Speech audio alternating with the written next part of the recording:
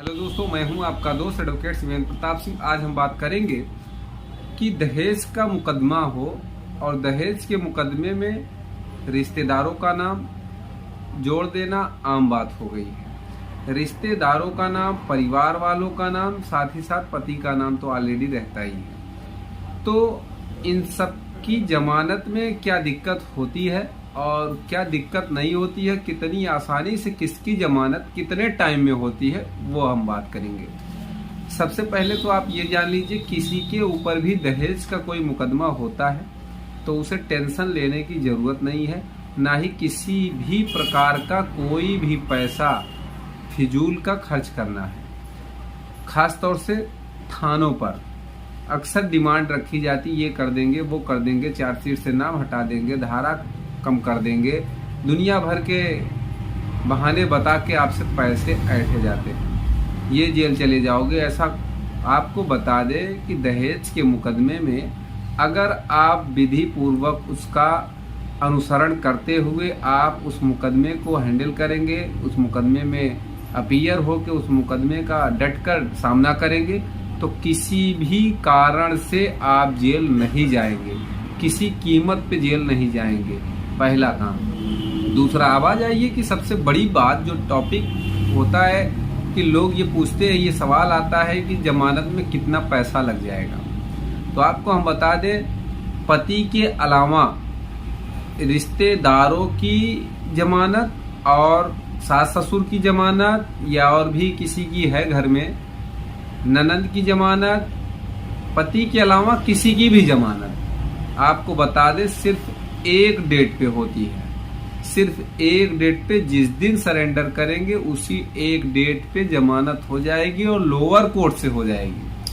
अब lower court की रही बात, तो लोअर कोर्ट में कितना पैसा लग सकता है अब वो आप समझ सकते हैं। दूसरी चीज कि अब लोअर कोर्ट के बेल के लिए ही एक आदमी की बेल कोई 5,000 में कराता है, कोई 10,000 में, कोई 15,000 भी ले लेता है।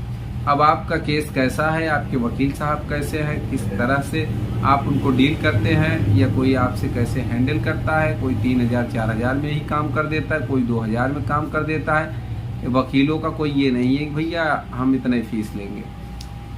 और एक चीज भाई, एक तरीका होता है अपना अपना डील करने का, लेकिन कोई भी व्यक्ति, चाहे वो वकील साहब हो या कोई भी हो, ये डराता हो कि ये जेल चले जाओगे, वो जेल चले जाओगे, ऐसा नहीं करोगे तो इसमें ये दिक्कत हो जाएगी, तो डरने की कोई बात नहीं। हाँ, ये अलग बात है कि आपका पेचीदा मामला है तो वकील साहब सही भी बताएं तो आप ये समझ लो नहीं, गड़बड़ बता रहे हैं। मेरा ये मानना और कहना बिल्कुल भी नहीं है।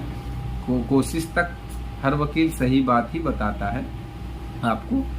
अब चलिए बात कर लेते हैं कि पति की बेल। सबसे बड़ी समस्या आती है कि पति की बेल में जो कितना पैसा खर्च होगा और कितनी बार उसको जाना पड़ेगा, कब उसकी बेल हो जाएगी या कब उसकी बेल खारिज हो जाएगी, कब उसकी बेल लोअर कोर्ट से होगी, कब सेशन जाना पड़ेगा, कब जेल चला जाना पड़ेगा। तो आपको हम बता दें कि कभी भी मुकदमे में चार्जशीट के बाद आप लापरवाही न करें।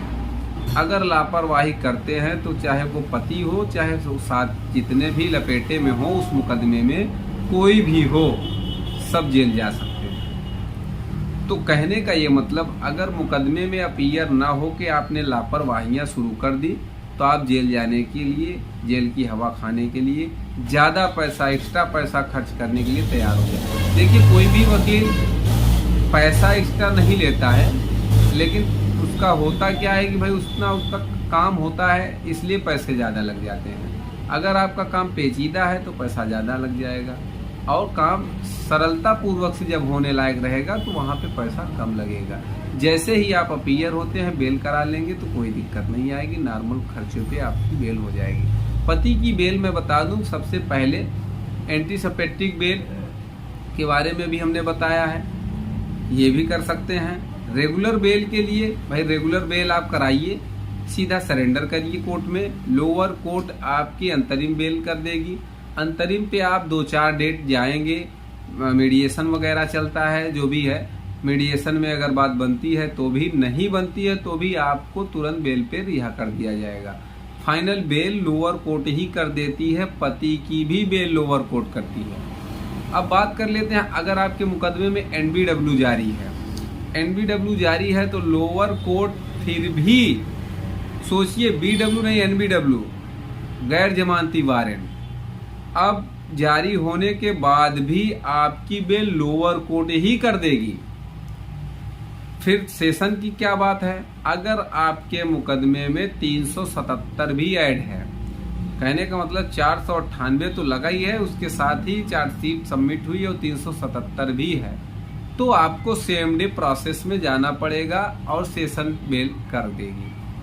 अब जो सेशन बेल जो करेगी वो अंतरिम भी कर सकती है और रेगुलर भी कर सकती है, वो उसके ऊपर है, आपके मुकदमे के ऊपर है, दोनों में क्या कंडीशन होगी। संभवतः अंतरिम ही करती है, तो इसके बारे में एक वीडियो हमने ऑलरेडी पहले से ही अपने YouTube चैनल पे बना के डाल रखा है, उस पर आप जाके देख सकते हैं। चलिए, सेशन कब रिजेक्ट कर देगी आपको हम बताते चले। अगर आप इन धाराओं में रहने के बाद भी कोर्ट में अपीयर नहीं होते हैं और लगातार फॉल्स एलिगेशन ना हो के सही एलिगेशन लगाए गए हैं और बहुत ज़्यादा चोटें आई हैं महिला को, तो हो सकता है एनबीडब्ल्यू 82 की कुर्सी के बाद आपकी बेल रिजेक्ट हो जाए, उम्मीद यही करिए। लेकिन ज़्यादातर 90% मामलों में सेशन से बेल आपको मिल जाएगी, हाई कोर्ट तक 498 में नहीं जाना पड़ता है। उम्मीद करता हूँ, आशा करता हूँ आज की जानकारी आपको पसंद आई होगी। अगर जानकारी पसंद आई तो वीडियो को लाइक करिए, शेयर करिए, यूट्यूब चैनल SP 72 कानून प्रयागराज को जरूर